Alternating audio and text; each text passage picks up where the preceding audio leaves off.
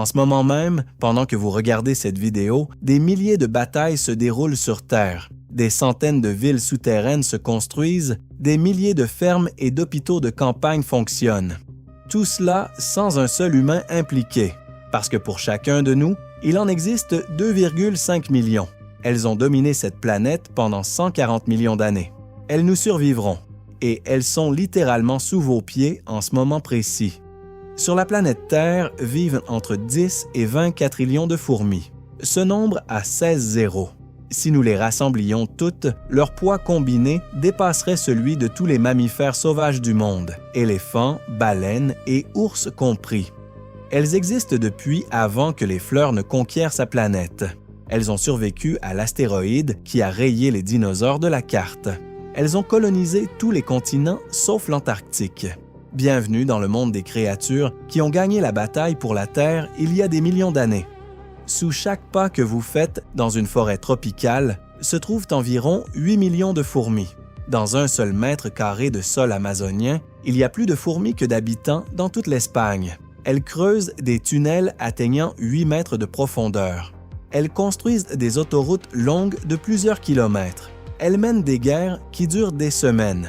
Elles maintiennent des fermes souterraines. Elles élèvent du bétail. Elles érigent des structures architecturales d'une complexité stupéfiante.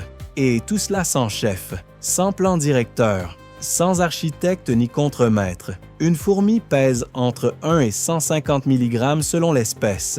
C'est l'un des plus petits organismes dotés d'un système nerveux complexe.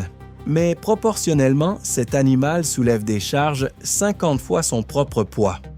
Elle court à des vitesses équivalentes à 55 km/h à l'échelle humaine. Et elle vit dans une société dont l'intelligence collective dépasse de loin l'intelligence de chacun de ses membres individuels. C'est un cerveau distribué. C'est l'intelligence des singes. Regardez-la directement. Des yeux composés qui perçoivent la lumière ultraviolette. Des antennes capables de détecter une seule molécule parmi 1 million. Des mandibules qui, à l'échelle, peuvent couper l'acier. 6 pattes, chacune équipée de griffes microscopiques qui lui permettent d'escalader des surfaces verticales et de marcher au plafond. Vous ne regardez pas un insecte, vous regardez un projet d'ingénierie sur lequel l'évolution a travaillé pendant 140 millions d'années. Une fourmilière n'est pas simplement un monticule de terre. C'est une métropole avec architecture, ventilation, égouts, entrepôts, crèches et salles d'opération. Les fourmis coupeuses de feuilles construisent des villes souterraines, jusqu'à 8 mètres de profondeur et 30 mètres de diamètre avec des milliers de chambres interconnectées. Y vivent de centaines de milliers à 8 millions d'individus, sans architecte, sans superviseur, sans plan.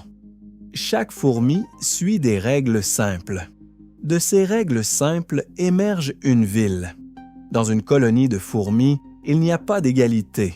Il existe 3 castes clairement différenciées. La reine est la seule qui se reproduit. Elle peut vivre jusqu'à 30 ans et pondre jusqu'à 300 000 œufs par jour. Les ouvrières sont des femelles stériles qui construisent, chassent, nourrissent et défendent. Elles ne vivent que quelques semaines ou mois. Les soldats sont des ouvrières magnifiées, avec des têtes et des mandibules disproportionnément grandes, conçues exclusivement pour attaquer et défendre. C'est une société de spécialisation absolue. La reine est une usine vivante. La reine de la fourmi moissonneuse africaine peut vivre 30 ans. C'est le record de longévité parmi les insectes. Durant ce temps, elle produit des dizaines de millions de descendants. Son corps est essentiellement un ovaire géant. Elle ne construit pas, elle ne chasse pas, elle ne défend pas le nid, elle produit seulement. Les ouvrières la nourrissent, la nettoient, retirent ses œufs. Elle est le réacteur biologique de la colonie. Les soldats de certaines espèces sont si spécialisés qu'ils ne peuvent pas se nourrir eux-mêmes. Leurs mandibules sont si énormes qu'ils ne peuvent pas porter la nourriture à leur bouche. Les ouvrières les nourrissent directement. Les soldats existent pour une seule fonction: éliminer les menaces. La fourmi bâle d'Amérique centrale a des mandibules qui s'ouvrent à 180 degrés et se ferment à une vitesse de 230 mètres par seconde. C'est le mouvement le plus rapide enregistré dans le règne animal. Génétiquement, toutes les ouvrières et tous les soldats sont identiques à la naissance. Leur destin n'est pas déterminé par les gènes, mais par l'alimentation. Qui nourrir davantage, avec quel type de nourriture, cela définit la caste. La colonie régule la proportion de castes selon ses besoins actuels. Si beaucoup de soldats meurent, les larves commencent à recevoir un type d'alimentation différent. Plus de soldats naîtront dans la prochaine génération. C'est un système de gestion adaptative en temps réel. Les fourmis ne parlent pas. Elles ne voient pas comme nous. Leur monde est un univers d'odeurs et de contacts. Leur langage, ce sont les phéromones, des molécules chimiques qui transportent l'information. Chaque espèce a sa propre bibliothèque chimique. Alarme, nourriture ici, suivez-moi, je meurs, intrus, allié. Tout est molécules détectées par les antennes.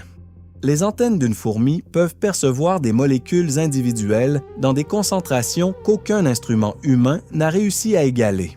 La piste de phéromones est l'Internet des fourmis. Une fourmi trouve de la nourriture et trace une ligne chimique de la nourriture au nid. Une autre suit la ligne, trouve la nourriture, renforce la ligne. Une troisième, une quatrième, une cinquième. Chacune renforce le chemin. En quelques minutes, se forme une autoroute très fréquentée.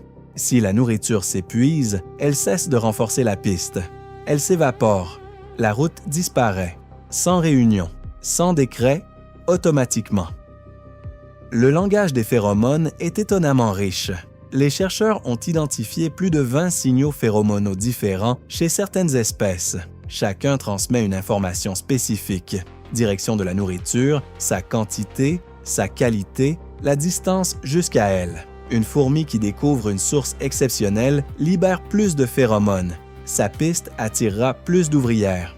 C'est un vote par intensité de signal. Un système décentralisé d'allocation de ressources. La phéromone d'alarme est le bouton rouge d'urgence de la colonie. Une fourmi détecte un prédateur et en quelques secondes, toute la colonie passe en mode défensif.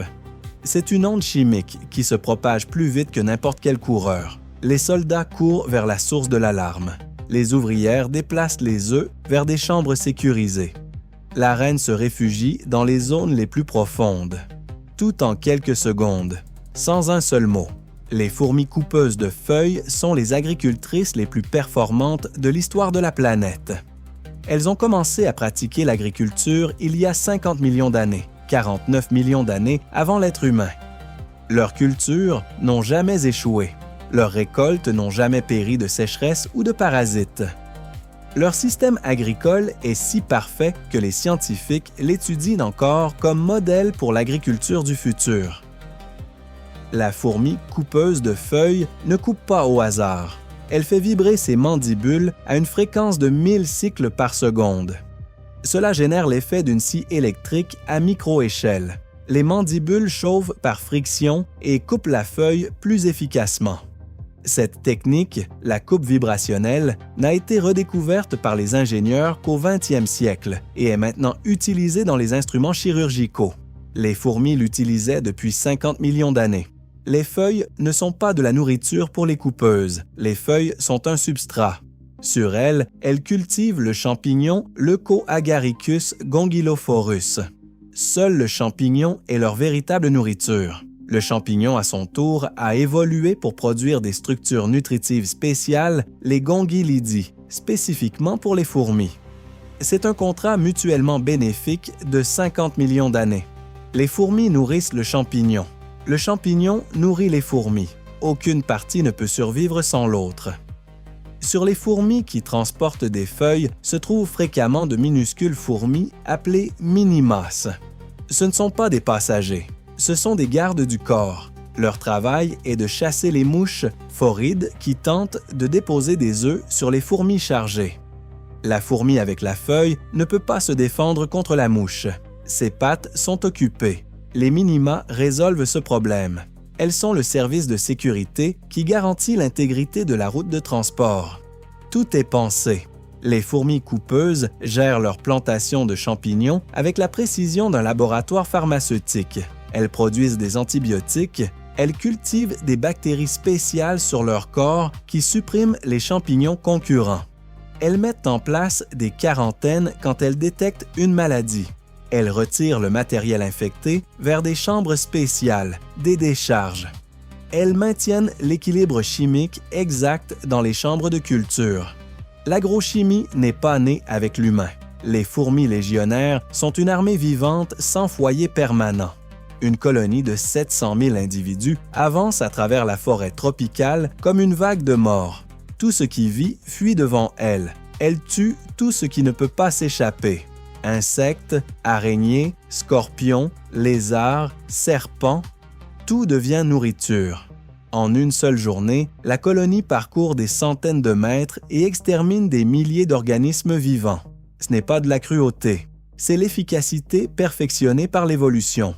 Les fourmis légionnaires construisent des ponts avec leur propre corps. Quand la colonne rencontre une fissure ou un trou, une partie des fourmis s'accroche au bord et entre elles, créant un passage vivant. Des milliers le traversent. Le pont s'ajuste en temps réel. Si le flux est dense, le pont s'élargit. S'il diminue, il se rétrécit. C'est de l'ingénierie adaptative sans ingénieur. Les fourmis légionnaires n'ont pas de foyer fixe. Chaque nuit, elles construisent un camp temporaire, un bivouac, avec leur propre corps. Elles se lient avec pattes et mandibules formant une masse vivante. À l'extérieur, une couche protectrice de soldats. À l'intérieur, la reine et des milliers d'œufs. Le matin, le camp se démonte. La colonie continue. Le bivouac n'existe que pendant que la colonie se repose. C'est une forteresse vivante qui peut être démontée et reconstruite. La rencontre de deux colonies de fourmis légionnaires est potentiellement catastrophique. Mais la nature a prévu un mécanisme, l'identification chimique. Chaque colonie a une odeur unique. Les fourmis à la frontière sentent les étrangers. Si c'est de la famille, ils passent. Sinon, ils attaquent. C'est un contrôle de passeport biochimique, impossible à falsifier. L'odeur de chaque colonie est déterminée par des centaines de composants chimiques. La fourmi de feu est l'une des espèces les plus agressives et dangereuses qui existent. Sa piqûre ne fait pas mal la première seconde. Ensuite commence la brûlure. C'est pourquoi on l'appelle fourmi de feu. Le venin contient l'alcaloïde solénopsine qui cause une nécrose tissulaire. Le site de la piqûre devient une ampoule purulente. C'est douloureux mais pas mortel pour une personne en bonne santé. Pour les personnes allergiques, cela peut être létal. Pour les petits animaux, c'est toujours létal. Pendant les inondations, les fourmis de feu démontrent l'un des comportements les plus étonnants de la nature. Elles s'attachent ensemble formant un radeau vivant, utilisant des bulles d'air entre leurs corps comme flotteurs. La reine et les œufs au centre restent toujours au sec. Le radeau peut flotter pendant des semaines. Quand il touche la terre ferme ou n'importe quelle surface, les fourmis grimpent immédiatement. Les inondations ne tuent pas les fourmis de feu. Elles les dispersent. La fourmi balle tire son nom de la force de sa piqûre, comparable à l'impact d'une balle. L'échelle de douleur de Schmidt, développée par l'entomologiste Justin Schmidt, place la piqûre de la fourmi balle au niveau 4+/4, le maximum. La description dans l'article scientifique dit « douleur pure, intense, brillante », comme marcher sur des braises avec un clou de 3 pouces enfoncé dans le talon. La douleur dure 24 heures. Elle ne cause aucun dommage permanent, seulement de la douleur, maximum. La tribu Satremawe en Amazonie utilise les fourmis balles dans leur rituel d'initiation masculine. Les jeunes hommes qui souhaitent devenir guerriers enfilent des gants remplis de fourmis balles vivantes et les gardent pendant 10 minutes. Ils doivent le répéter 20 fois. C'est un rituel qui teste la tolérance à la douleur. Des scientifiques qui sont passés volontairement par le rituel au nom de la science ont décrit les heures suivantes comme des hallucinations incontrôlables et des tremblements. Les fourmis se sont révélées plus convaincantes que la plupart des tests. Les fourmis moissonneuses vivent dans les déserts où la plupart des êtres vivants se cachent du soleil. Elles travaillent à 50 degrés à la surface du sable. Elles collectent des graines d'herbes sèches et les apportent au nid. Là, des ouvrières spécialisées, appelées meunières, nettoient les graines et les broient en farine. La farine nourrit les larves. C'est une économie céréalière qui existait bien avant les pharaons égyptiens. En période de sécheresse, les fourmis moissonneuses cessent de collecter et vivent sur leurs réserves. Si les graines commencent à germer dans une chambre humide, elles les sortent à la surface, les font sécher au soleil et les remettent au stockage. C'est de l'agronomie, contrôle de l'humidité dans l'entrepôt. Les graines qui germent quand même ne sont pas gaspillées. Elles sont mangées, rien ne se perd. Efficacité digne des meilleurs gestionnaires. Les fourmis tisserandes construisent des nids de feuilles vivantes jointes avec de la soie. Mais la soie n'est pas produite par elles, elle est produite par leurs larves. Les ouvrières tiennent une larve et la déplacent le long des bords des feuilles comme un pistolet à colle. La larve sécrète du fil de soie. Les feuilles se joignent. C'est l'utilisation d'un autre organisme comme outil, un niveau technologique qu'on croyait exclusivement humain. Le nid des fourmis tisserandes est une merveille architecturale. Il pend aux branches des arbres, résiste aux pluies d'huile tropicales, régule la température et l'humidité intérieure. Une seule colonie peut occuper plusieurs arbres reliés par des chemins de soie. Une telle colonie contient jusqu'à 1 demi-million de fourmis. Tout avec des feuilles et de la soie, sans marteau, sans clous, sans plan. Le cerveau d'une fourmi contient environ 250 000 neurones. Le cerveau humain en a 86 milliards. Une fourmi individuelle sait à peine faire quoi que ce soit. Elle suit quelques règles simples. Mais quand il y a 1 million de fourmis, le système résout des problèmes qu'aucune ne peut résoudre seule. Cela s'appelle l'intelligence émergente. L'intelligence qui naît de l'interaction d'éléments simples. C'est l'énigme la plus fascinante de la biologie. L'algorithme d'optimisation de trajectoire de fourmis est une découverte mathématique du 20e siècle, inspirée de l'observation des fourmis. Aujourd'hui, il est utilisé en logistique, télécommunications, conception de microprocesseurs. Des entreprises mondiales utilisent des algorithmes de fourmis pour trouver des itinéraires optimaux pour des milliers de livreurs. Les navigateurs GPS utilisent des principes similaires. Les fourmis l'ont inventé il y a 140 millions d'années. Les fourmis pratiquent la médecine. Dans les colonies de fourmis coupeuses de feuilles, les individus sains qui touchent des infectés changent immédiatement de comportement. Ils s'isolent. Les infectés s'auto-isolent également.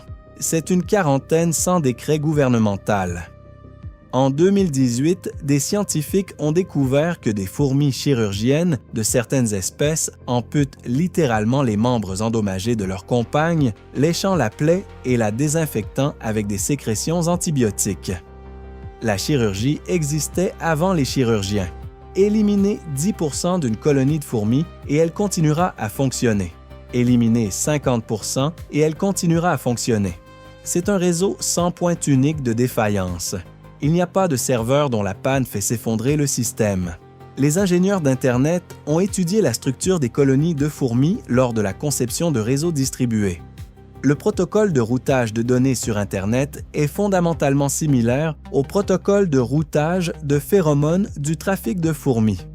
Les fourmis ont inventé Internet. Les fourmis élèvent des pucerons comme des vaches. Elles les font littéralement paître sur les plantes, les traient en les touchant avec leurs antennes pour stimuler la production de miel-là, les protègent des prédateurs. En hiver, elles emmènent les pucerons au nid et au printemps, les ramènent aux plantes. Certaines espèces coupent même les ailes des pucerons pour qu'ils ne s'échappent pas. C'est la domestication animale 30 millions d'années avant l'être humain. Quand la plante hôte des pucerons s'épuise, les fourmis déplacent tout le troupeau vers une nouvelle. En marchant, elles transportent chaque puceron individuellement. C'est de l'élevage nomade. Dans la fourmilière, à côté des pucerons, on trouve fréquemment des œufs de pucerons. Les fourmis les préservent pendant l'hiver et au printemps libèrent à nouveau le troupeau. Cette symbiose est si parfaite que certaines espèces de pucerons ne peuvent ne plus se reproduire sans la présence de fourmis. Ils ont perdu cette capacité après des millions d'années de dépendance. Les fourmis font de vraies guerres.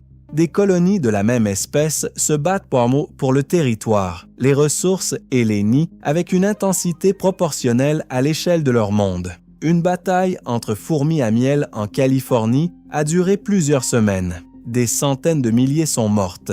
C'était l'une des batailles les plus longues et les plus sanglantes de la biologie des insectes. Le vainqueur a obtenu un territoire avec de riches pâturages pour pucerons. Perte stratégiquement justifiée. Certaines espèces de fourmis pratiquent l'esclavage. Formica sanguinea attaque les nids d'autres espèces et enlève des larves et des pupes. Quand elles grandissent, elles travaillent dans la colonie des ravisseurs sans savoir qu'elles sont étrangères. Elles croient que les kidnappeurs sont leur famille. Cela fonctionne parce que l'odeur de la colonie se forme dans l'enfance. Le nid où vous avez grandi est votre famille. Les phéromones ne mentent pas. Elles ne disent simplement pas toute la vérité. La fourmi Camponotus sandersi d'Asie du Sud-Est est une bombe vivante. Quand l'ennemi est trop proche et la bataille est perdue, la fourmi contracte ses muscles abdominaux avec une telle force que son corps explose. D'énormes glandes mandibulaires qui occupent la majeure partie du corps jaillit une sécrétion collante et venimeuse. Elle couvre plusieurs ennemis, les paralysant. La fourmi est morte. Plusieurs ennemis éliminés. La colonie protégée. Ce n'est pas un instinct autodestructeur, c'est une arme tactique. La fourmi argentine a conquis le monde. Transportée accidentellement par les humains en 1890, elle a aujourd'hui créé une super colonie le long de la côte méditerranéenne d'Europe, de 6000 km de long. Une fourmi de Lisbonne et une de Gênes sont de la même famille. Elles ne se battront pas, elles se reconnaissent comme alliées. C'est le plus grand système organisé d'êtres vivants ayant jamais existé sur Terre. Le secret du succès de la fourmi argentine. Elle a éliminé l'agression intercoloniale. La plupart des fourmis combattent avec des colonies voisines de leur propre espèce. Les fourmis argentines, non. Tous les membres d'une supercolonie sentent pareil. Ils sont alliés. Ils combinent leurs ressources contre les espèces locales. Les espèces locales ne peuvent pas rivaliser. Là où les fourmis argentines apparaissent, les espèces natives disparaissent en quelques années. C'est une arme biologique de destruction massive. Certaines plantes ont embauché des fourmis comme gardes. L'acacia siffleur en Afrique fournit aux fourmis Crématogaster un logement dans des épines creuses et du nectar sur les feuilles. En échange, les fourmis attaquent tous ceux qui tentent de manger l'arbre. Girafes, éléphants, même d'autres insectes. Une girafe pèse 800 kg et ne craint rien. Mais quand des centaines de fourmis commencent à mordre son museau et à entrer dans ses narines, elle recule. Beaucoup de plantes utilisent les fourmis pour disperser les graines. Elles attachent aux graines des corps nutritifs spéciaux appelés élaiosomes. Les fourmis emportent les graines pour les élaiosomes. La graine est jetée loin du nid. Elle germe. C'est la myrmécochorie, dispersion des graines par les fourmis. C'est ainsi que se reproduisent plus de 11 000 espèces végétales dans le monde. Les fourmis sont les disperseurs de graines les plus importants dans les forêts tempérées d'Europe et d'Amérique du Nord. Les records des fourmis défient l'intuition physique. Une fourmi soulève une charge 50 fois son poids. Comme un humain soulevant un bus, la fourmi bâle ferme ses mandibules à 230 mètres par seconde, le mouvement le plus rapide du règne animal. La reine de la fourmi moissonneuse africaine vit 30 ans. Record de longévité parmi les insectes. Une colonie de coupeuses déplace plus de 45 tonnes de sol par saison, plus qu'une colonie de taupes. Les ponts vivants des fourmis légionnaires s'autorégulent. Des scientifiques de Princeton ont découvert que les fourmis trouvent le compromis optimal entre la largeur du pont, la vitesse de passage de la colonne et le nombre de fourmis dans le pont. Le coût de construction. Elles ne construisent pas le pont le plus large possible parce qu'alors trop de fourmis sont occupées dans la structure et ne transportent pas de charge. Elles trouvent l'optimum mathématique, sans formule, sans calculatrice. Le venin de fourmi est une matière première médicale prometteuse. La ponérotoxine du venin de fourmi bâle est étudiée comme analgésique pour la douleur chronique. Des composants du venin de fourmi de feu ont montré une activité contre le cancer et certains pathogènes. Des peptides du venin de fourmi moissonneuse sont testés comme antibiotiques de nouvelle génération. La nature a créé une bibliothèque chimique dans les corps des fourmis pendant 140 millions d'années. L'humanité commence à peine à la lire. Dans de nombreuses cultures d'Asie, d'Afrique et d'Amérique, les fourmis soldats étaient utilisées comme agrafes chirurgicales. Il rapprochait les bords d'une plaie, approchait une fourmi. Elle fermait ses mandibules, puis ils torsirent le corps. Les mandibules restaient fermées sur la plaie. Les agrafes chirurgicales modernes fonctionnent sur le même principe. Différence: les mandibules de fourmis sont stériles. Elles sont couvertes de sécrétions antibactériennes. La médecine naturelle a parfois précédé la médecine scientifique. La fourmi de feu a conquis le monde en 100 ans. Introduite accidentellement aux États-Unis en 1930, elle est aujourd'hui présente dans 40 pays. Elle tue les oisillons dans les nids, ruine les récoltes, détruit l'équipement électrique.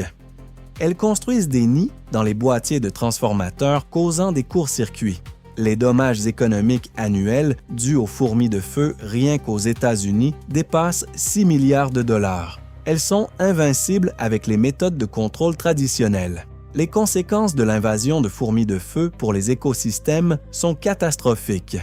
Dans les zones touchées des États-Unis, les populations d'oiseaux ont chuté entre 40 et 70 %. Les lézards et les petits mammifères ont disparu de grands territoires. Nids de tortues détruits, abeilles sauvages déplacées.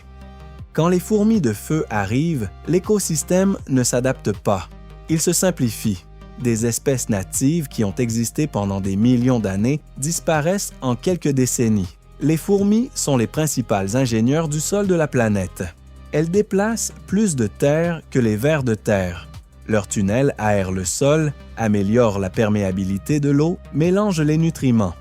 Sans fourmis, les sols des forêts tropicales se compacteraient et se dégraderaient. Les forêts changeraient. Le ruissellement des rivières changerait. Le climat local changerait. Elles sont l'infrastructure invisible sur laquelle repose la vie terrestre. Le nid de fourmis coupeuses de feuilles est une usine de compostage naturel. Elle transforme des millions de feuilles en compost riche en nutriments. Leurs déchets sont un engrais parfait. Les arbres qui poussent au-dessus des nids de coupeuses reçoivent une nutrition exceptionnellement riche. En Amazonie, les zones occupées par les nids de coupeuses produisent de plus de biomasse par hectare que les parcelles voisines.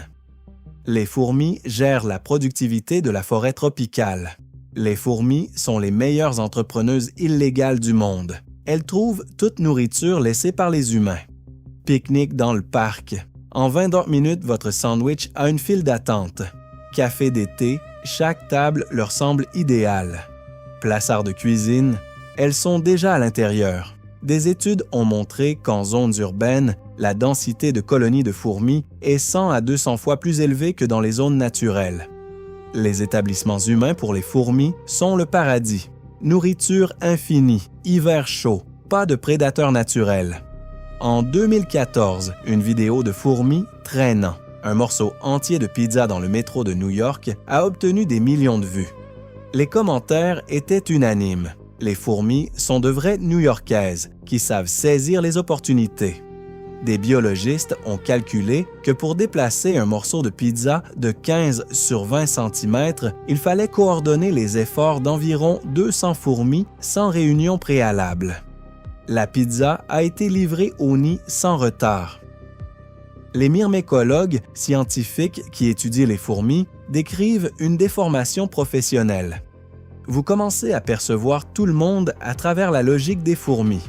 Quand vous voyez un embouteillage, vous pensez aux signaux de phéromones. Quand vous voyez une file au magasin, vous pensez à la répartition de la charge de travail. Quand vous voyez un bureau, vous pensez au système de caste. Un myrmécologiste célèbre a confessé qu'après 30 ans d'études des fourmis, il est convaincu qu'elles sont beaucoup plus intelligentes que nous, juste d'une manière différente. Les scientifiques créent des robots fourmis. Pas parce que c'est joli, mais parce que cela résout des problèmes réels. Un essaim de petits robots, suivant des règles simples, peut faire ce qu'un grand robot ne peut pas. Explorer les décombres après des tremblements de terre, poser des tuyaux dans des endroits inaccessibles, construire des structures dans l'espace. L'université Harvard a déjà créé un essaim de 1000 robots capables de s'auto-organiser. Ils se comportent comme des fourmis parce que ça marche. Les algorithmes de fourmis opèrent déjà dans l'économie mondiale. Routage d'avions cargo, optimisation de réseaux téléphoniques, planification de production dans les usines. Tout utilise des principes découverts en observant les pistes de phéromones. L'économie que ces algorithmes procurent à la logistique mondiale se mesure en milliards de dollars annuellement. Les fourmis ont inventé l'optimisation 140 millions d'années avant le premier ordinateur. Elles ont survécu à l'extinction qui a éliminé les dinosaures. Elles nous survivront. Si l'humanité disparaît demain, les fourmis ne le remarqueront pas. Leurs colonies continueront à fonctionner, leurs fermes continueront à produire, leurs armées continueront à marcher. Dans 1 million d'années, quand il ne restera que des traces dans la roche de nos villes, les fourmis traceront encore des chemins de phéromones sur ce qui fut autrefois notre monde.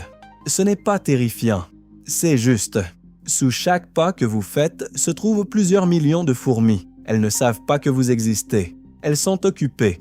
Elles construisent des villes, mènent des guerres, cultivent des récoltes, élèvent du bétail, inventent la médecine et pratiquent la chirurgie. Elles le font depuis 140 millions d'années. Sans interruption, sans crise, sans extinction. Cette planète est leur planète. Nous sommes des invités. Jeunes, bruyants, encore temporaires. Elles attendront. Elle s'est arrêtée une seconde. Ses antennes ont capté quelque chose. Elle n'a pas regardé avec des yeux, mais avec des récepteurs chimiques. Elle a évalué. Elle a pris une décision. Elle a continué. Elle a du travail en attente. Sa colonie attend les données qu'elle transporte. Dans 1 minute, son information changera le comportement de milliers d'organismes. Dans 1 heure, de centaines de milliers. Ce n'est pas un insecte. C'est un neurone dans un cerveau qui n'a pas de tête mais a un esprit. C'est une fourmi. C'est la propriétaire de la planète.